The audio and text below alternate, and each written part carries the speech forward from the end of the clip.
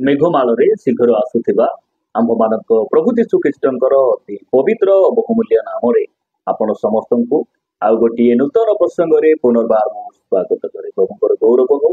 ସ୍ୱର୍ଗର ପରମେଶ୍ୱର ପ୍ରତିଦିନ ତାହାଙ୍କ ବାକ୍ୟ ଜରିଆରେ ନୂଆ ନୂଆ ପ୍ରସଙ୍ଗ ମାଧ୍ୟମରେ ଆମ୍ଭମାନଙ୍କୁ ସେ କଥା ହେଉଛନ୍ତି। ତାହାଙ୍କର ଗୌରବମୟ ଆଗମନ ନିମନ୍ତେ ଆମ୍ଭମାନଙ୍କୁ ସେ ପ୍ରସ୍ତୁତ କରୁଅଛନ୍ତି। ସେଥିପାଇଁ ପ୍ରଭୁଙ୍କୁ ମୁଁ ହୃଦୟ ସହିତ ଧନ୍ୟବାଦ ଦିଏ। ପ୍ରିୟ ପ୍ରଭୁଙ୍କ ଲୋକମାନେ, ବାକ୍ୟରୁ ଆଜି ମଧ୍ୟ ଆମେ ଆଉ ଏକ ପ୍ରସଙ୍ଗରେ ଅଳ୍ପ ସମୟ କଥାବାର୍ତ୍ତା ହେବା। ଆଜି ଆମେ ପ୍ରଭୁଙ୍କ ବାକ୍ୟରୁ ଯେଉଁ ପ୍ରସଙ୍ଗରେ ଧ୍ୟାନ କରିବା, ସେହି ପ୍ରସଙ୍ଗର ଶୀର୍ଷକ ହେଲା ମଣ୍ଡଳୀର ସବୁଠାରୁ ଧନୀ ବିଶ୍ୱାସୀ କିଏ। ଆଜିର ପ୍ରସଙ୍ଗ ହେଲା ମଣ୍ଡଳୀର ସବୁଠାରୁ ଧନୀ ବିଶ୍ୱାସୀ କିଏ। ଏହି ପ୍ରସଙ୍ଗରେ ପ୍ରଭୁଙ୍କ ବାକ୍ୟରୁ ଆମେ ଅଳ୍ପ ସମୟ କଥାବାର୍ତ୍ତା ହେବା। ପ୍ରିୟ ପ୍ରଭୁଙ୍କ ଲୋକମାନେ, ଏହି ପ୍ରସଙ୍ଗଟି ଶୁଣିଲା ପରେ ନିଶ୍ଚିତ ଭାବରେ ଆମେ ଏହା କହୁ ଯେ ମଣ୍ଡଳୀର ଧନୀ ବ୍ୟକ୍ତି ସିଏ ଅଟନ୍ତି ଯାହାର ମାସକୁ ଲକ୍ଷରୁ ଅଧିକ ଟଙ୍କା ଇନକମ୍, ଯାହାର ଗଭର୍ଣ୍ଣମେଣ୍ଟ ଚାକିରି ଅଛି, ଯାହାର ଗାଡ଼ି ଘୋଡ଼ା ଅଛି, ଯାହାର ଘର, ଯାହାର ମାସିକ ଇନକମ୍ ଭଲ ଅଛି, ସେହି ବ୍ୟକ୍ତି ଧନୀ ବ୍ୟକ୍ତି ଅଟନ୍ତି। ଏହା ଆମେ କହିଥାଉ। ପ୍ରିୟମାନେ, ନିଶ୍ଚିତ ଭାବରେ ସେମାନେ ଧନୀ ଅଟନ୍ତି। ତାଙ୍କ ପାଖରେ ବହୁତ ସମ୍ପତ୍ତି ଅଛି, ଟଙ୍କା ଅଛି, ଆଉ ଆମେ ସେମାନଙ୍କୁ ହିଁ ଧନୀ ବ୍ୟକ୍ତି ବୋଲି କହୁ। ମାତ୍ର ଏହି ପ୍ରସଙ୍ଗରେ, ଏହି ବିଷୟରେ ପରମେଶ୍ୱର ତାଙ୍କ ବାକ୍ୟରେ ଆମ୍ଭମାନଙ୍କୁ କଣ କହନ୍ତି, ଆଜି ବାକ୍ୟରୁ ଆମେ ଅଳ୍ପ ସମୟ ଧ୍ୟାନ କରିବା ପାଇଁ ଯିବା। ପ୍ରିୟମାନେ, ପରମେଶ୍ୱର ସବୁ ବିଷୟ ତାଙ୍କ ବାକ୍ୟରେ ସେମାନଙ୍କୁ ଲେଖି ଦେଇଛନ୍ତି। ଆମେ ତାହାକୁ ବୁଝିବା ପାଇଁ, ଜାଣିବା ପାଇଁ ଆମେ ପରମେଶ୍ୱରଙ୍କ ଠାରେ ପ୍ରାର୍ଥନା କରିବା ଆବଶ୍ୟକ ରହିଛି। ତାହାଙ୍କର ସାହାଯ୍ୟକୁ ଆମେ ମାଗିବା ଆବଶ୍ୟକ ରହିଛି। ଆସନ୍ତୁ ସିଧାସଳଖ ଆମେ ବାକ୍ୟରୁ ଗୋଟେ ପଦ ପଢି ଆମେ ଆଜିର ଏହି ପ୍ରସଙ୍ଗରେ ଆଗକୁ ବଢିବା। ମୋ ସହିତ ଆପଣ ମାନେ ଲୁକ ଲିଖିତ ସୁସମାଚାର 12 ଅଧ୍ୟାୟକୁ ଆସିବେ। ଲୁକ ଲିଖିତ ସୁସମାଚାର 12 ଅଧ୍ୟାୟ ତାର 21 ପଦରେ ପ୍ରଭୁ ଯୀଶୁ ଖ୍ରୀଷ୍ଟ ଏ ପ୍ରକାର କହନ୍ତି ଯେ ଆପଣା ନିମନ୍ତେ ଧନ ସଞ୍ଚୟ କରେ, କିନ୍ତୁ ଈଶ୍ୱରଙ୍କ ବିଷୟରେ ଧନୀ ନୁହେଁ, ତାହା ପ୍ରତି ଏପରି ଘଟେ।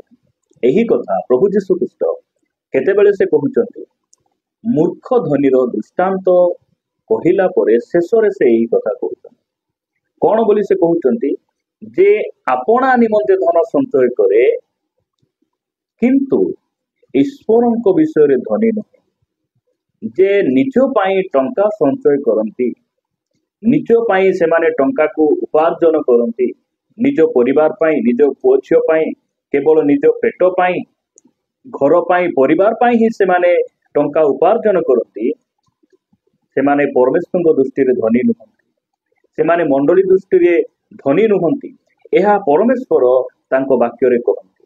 ପ୍ରିୟ ପ୍ରଭୁଙ୍କ ଲୋକମାନେ, ମୂର୍ଖ ଧନୀର ଏହି ଦୃଷ୍ଟାନ୍ତରେ ପ୍ରଭୁ ଯୀଶୁ ଖ୍ରୀଷ୍ଟ କହିଲେ, ଜଣେ ଧନୀ ଲୋକର କ୍ଷେତ୍ରରେ ବହୁତ ଫସଲ ହେଲା।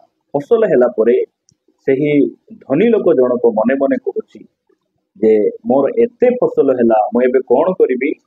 ମୋର ଅମାର ଗୁଡ଼ିକକୁ ଭାଙ୍ଗି ମୁଁ ବଡ଼ କରିବି। ଆହୁରି ସେଇ ସ୍ଥାନରେ ସବୁ ଟଙ୍କାକୁ ମୁଁ କଣ କରିବି? ସଞ୍ଚୟ କରି ରଖିବି। ଆଉ ମୁଁ ଖାଇବି, ପିଇବି, ମୋର ପ୍ରାଣକୁ କହିବି, ରେ ପ୍ରାଣ ତୁ ଆମୋଦ କର, ଭଜନ କର, ଆରାମରେ ଖା, ଆରାମରେ ରହ ବୋଲି କହିବି।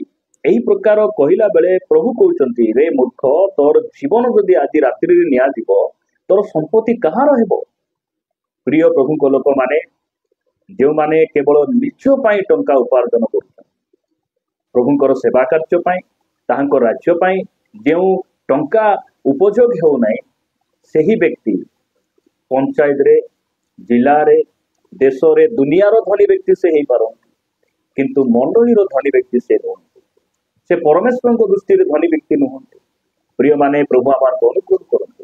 ପରମେଶ୍ୱର ଯେଉଁ ସବୁ ଟଙ୍କା, ପଇସା, ଧନ ସମ୍ପତ୍ତି ଆମକୁ ଦେଇଛନ୍ତି, ଆମେ ସେଇ ସବୁ ଧନ ସମ୍ପତ୍ତିକୁ ପରମେଶ୍ୱରଙ୍କ ବିଷୟରେ ମଧ୍ୟ ଆମେ ବ୍ୟବହାର କରିବା ଆବଶ୍ୟକ ରହିଛି।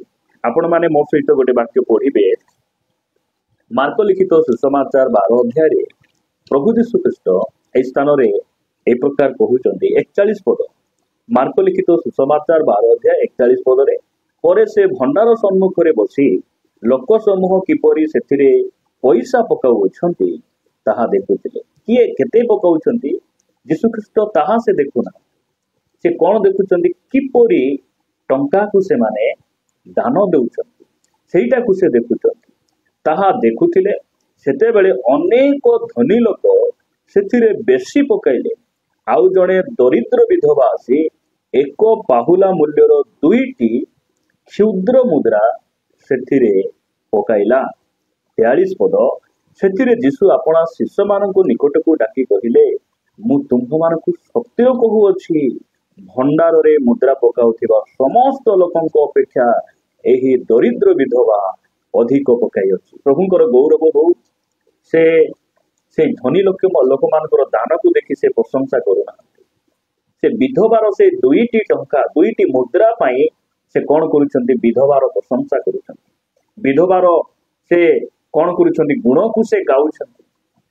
ପ୍ରିୟମାନେ, ଆମେ କହିପାରିବା ଏହି ସ୍ଥାନରେ ଯେ ଏହି 2ଟି ଦଳ ମଧ୍ୟରେ ଦରିଦ୍ର ବିଧବାକୁ ପ୍ରଭୁ କାହିଁକି ପ୍ରଶଂସା କରୁଛନ୍ତି? ପ୍ରଭୁଙ୍କ ଦୃଷ୍ଟିରେ ଏହି ବିଧବା ଧନୀ, ଏହି ବିଧବା ପ୍ରଭୁଙ୍କ ଦୃଷ୍ଟିରେ ଗ୍ରହଣ ଯୋଗ୍ୟ।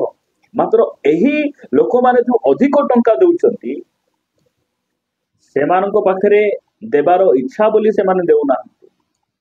ଏଇଟା ନିଜକୁ ବଳି କଲା ପରେ ନିଜକୁ ସମର୍ପଣ ସହିତ ସେମାନେ ଦେଉନାହାନ୍ତି। ବଳକା ପଇସା ଗୁଡ଼ିକ ସେମାନେ ଆଣି ପକାଉଛନ୍ତି। ଯାହା ଖର୍ଚ୍ଚ କରିବେ, ଧନୀ ଲୋକମାନେ ଯଥେଷ୍ଟ ସେମାନଙ୍କ ପାଖରେ ଖାଇବାକୁ ପିନ୍ଧିବାକୁ ସବୁ ଥିବ।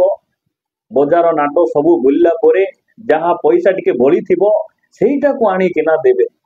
ଏଇ ପ୍ରକାର ଦାନ ଗୁଡ଼ିକ, ଏଇ ପ୍ରକାର ସମ୍ପତ୍ତି ଗୁଡ଼ିକ ପ୍ରଭୁଙ୍କ ଦୃଷ୍ଟିରେ ଘୃଣା ଯୋଗ୍ୟ ଅଟେ। ମାତ୍ର ଏହି ବିଧବାକୁ ପରମେଶ୍ୱର ପ୍ରଶଂସା କରୁଛନ୍ତି, ପ୍ରଭୁ ଗୌରବ ଦେଉଛନ୍ତି। ମୁଁ ପ୍ରଭୁଙ୍କୁ ଧନ୍ୟବାଦ ଦିଏ। ତଳକୁ ଲେଖାଯାଏ 44 ପଦ, କାରଣ ସମସ୍ତେ ଆପଣା ଆପଣା ଅତିରିକ୍ତ ଧନରୁ କିଛି କିଛି ପକାଇଲେ। ଏଇ ଯୋଉ ଧନୀ ଲୋକମାନଙ୍କ ପାଖରେ ବହୁତ ସମ୍ପତ୍ତି ଥିଲା, କେବଳ ଯଦି 5,000 ପକାଇଲେ, 5,000 କେବଳ ନଥିଲା, 50 ଲକ୍ଷ ମଧ୍ୟ ତାଙ୍କ ପାଖରେ ଥାଇପାରେ। ଅଳ୍ପ କିଛି ସେମାନେ ପକାଇଲେ।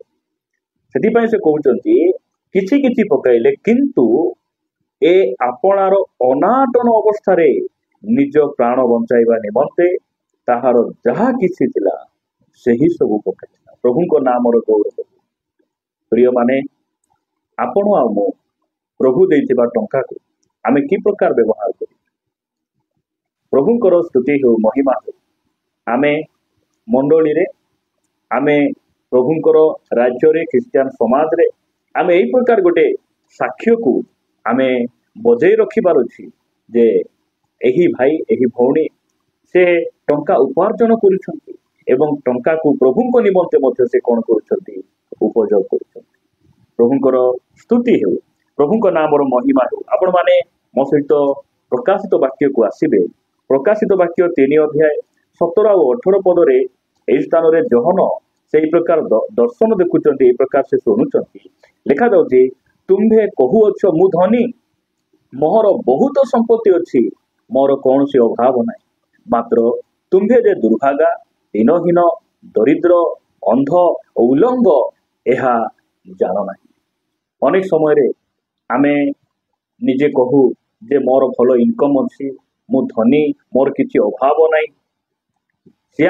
ଯେଉଁ ଭାଇ ଭଉଣୀ ମାନଙ୍କ ଜୀବନରେ କୋଟି କୋଟି ଟଙ୍କା ଥାଇ ମଧ୍ୟ ଯଦି ସେମାନଙ୍କ ଜୀବନର ପ୍ରଥମ ବିଷୟ ପ୍ରଭୁ ନୁହନ୍ତି, ତାହେଲେ ସେ ବ୍ୟକ୍ତିକୁ ଧନୀ ବୋଲି କୁହାଯାଏ ନାହିଁ। ସେଇ ବ୍ୟକ୍ତିକୁ ପରମେଶ୍ୱର ଦରିଦ୍ର ଭାବରେ ଦେଖନ୍ତି। ଯେଉଁ ବ୍ୟକ୍ତି ପିନ୍ଧିବା ପାଇଁ ଭଲ କଷ୍ଟଲି ବସ୍ତ୍ର ଥାଇ ମଧ୍ୟ ସେହି ବ୍ୟକ୍ତିଙ୍କ ଜୀବନରେ ଯଦି ଯୀଶୁଖ୍ରୀଷ୍ଟ ପ୍ରଥମ ନୁହନ୍ତି, ତାହେଲେ ସେଇ ବ୍ୟକ୍ତିଙ୍କୁ ପରମେଶ୍ୱର ଧନୀ ଭାବରେ ଦେଖନ୍ତି ନାହିଁ। ସେ ପୋଷାକ ପିନ୍ଧିଛି ବୋଲି ସେ ଦେଖନ୍ତି ନାହିଁ, ସେ ଉଲଙ୍ଗ ଅଛି ଏ ପ୍ରକାର ଦେଖନ୍ତି। ପ୍ରିୟମାନେ, ଏହି ଲାଉଦିକିଆ ମଣ୍ଡଳୀ ଭିତରେ ସବୁ ଅଛି। ସାଉଣ୍ଡ ସିଷ୍ଟମ ଅଛି, କିବୋର୍ଡ ଅଛି, ସବୁ ଟ୍ରଙ୍ଗ ଅଛି, ଅକ୍ଟୋପେଡ୍ ଅଛି, ଆରାଧନା କରିବା ଲୋକ ଅଛନ୍ତି, ତାଙ୍କ ପାଖରେ ଜ୍ଞାନ ଅଛି, ବୁଦ୍ଧି ଅଛି, ସବୁ କିଛି ଟେକ୍ନୋଲୋଜିର ବୁଦ୍ଧି ଜ୍ଞାନ ସବୁ ଅଛି। ମାତ୍ର ଯୀଶୁଖ୍ରୀଷ୍ଟ ତାଙ୍କ ମଣ୍ଡଳୀରେ ନାହାନ୍ତି। ଯୀଶୁଖ୍ରୀଷ୍ଟ ମଣ୍ଡଳୀ ବାହାରେ ଅଛନ୍ତି ଆଉ କହୁଛନ୍ତି, କବାଟ ମାରି କହୁଛନ୍ତି, ତୁମେ ଆମର ସ୍ୱରକୁ ଶୁଣି ଯଦି ଦ୍ୱାର ଫିଟାଇ ଦେବ, ତାହେଲେ ଆମେ ତୁମ ନିକଟକୁ ଆସିବୁ। ପ୍ରିୟମାନେ, ପ୍ରଭୁ ଆମମାନଙ୍କୁ ଅନୁଗ୍ରହ କରନ୍ତୁ।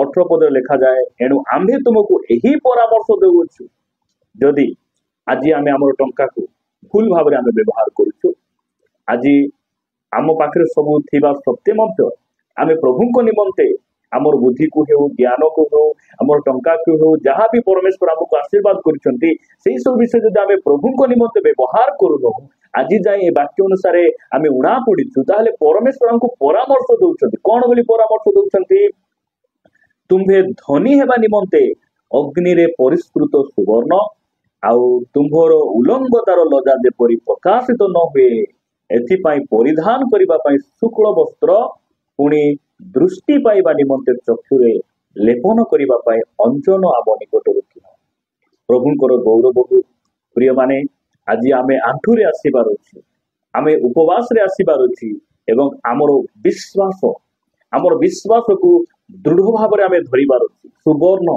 अर्थात विश्वास को दर्शाए यह ख्रिस्टियान मानकर संपत्ति अटे आज लोक मान पाखे कोटी संपत्ति थिले मध्य आज से पाखे विश्वास नहीं किंतु परमेश्वर आमको आशा देइछन्ति विश्वास देइछन्ति आमर विश्वास को आमे दृढ़ भाव धरिबा आ लेखा जाउछि आमर लज्जा जेपरि प्रकाशित न हेबो सेति पय शुक्ल वस्त्र अर्थात आम जीवन रे टंका थाउ कि न थाउ संपत्ति थाउ कि न थाउ सेही परित्राणर वस्त्र अर्थात प्रभु यीशु ख्रीष्ट को आमे पिंधिबा तांको आमे परिधान करिबा तापर तळकु लेखा जाउछि जे तुमर चक्षु निमंते कौन कर तुम चक्षु लेपन करने निमंते अंजन आम निकट प्रिय माने जो समय आम पाखे बुलवा भल गाड़ी नथिला घर नथिला आम पाखे टंका पैसा पतर नथिला से समय अनेक भाई भणी माने चर्च को आसुले आंठौले से प्रार्थना करवा आराधना करवा संपूर्ण भाव में भिन्न थिला आखिआड़े लुह बाहरुला से कृतज्ञ हृदय प्रभुंकर आराधना महिमा करुले धीरे धीरे प्रभु देवे से आशीर्वाद कले टंका संपत्ति टिके हला सेमानकर अभाव टिके दूर है परिस्थिति बदलिला आज ख्रिस्टियान समाज रे आपण देखिबे सेमानकर प्रेम गुड़ी को धीरे धीरे शिथिल हो जाउछि प्रभु आमान को अनुग्रह करंतु आमे मंडलीर धनी व्यक्ति सेते बेले हेबा जेते बेले आम पाखरे जहाँ अछि से सब विषय केवल आमे परिवार पाई न चली आम निज निमंते चिंता न करी आमे प्रभु राज्य निमंते उपयोग करिबा ताहले आमे प्रभु दृष्टि रे बहुमूल्य हेबा तांकर ग्रहण योग्य हेबा आ परमेश्वर आम मानकर प्रशंसा करिवे प्रभु वाक्य दी आम समस्त को प्रचुर भाव में आशीर्वाद करंतु आसंत पदे प्रार्थना करिबा दयामय स्वर्गस्थ पिता मु तुमको धन्यवाद दिए गौरव करे प्रभु तुम वाक्य द्वारा आम कथा हिच धन्यवाद प्रभु आमे केवल निज निमंते न बंचबू साहाय्य कर आमे अन्य मानक निमंते चिंता करिबू तुमरी सेवा कार्यर अंशीदार हेबू प्रभु तुम्हें आमको जहाँ देइछ तुमरी सेवा कार्य निमंते सब विषय आम उपयोग करि परिबो तुम्हें आमान को अनुग्रह करो प्रार्थना प्रिय प्रभु यीशु नाम रे मागुछि आमेन समस्त को प्रेज करो तो समस्त को प्रचुर भाव में आशीर्वाद करो।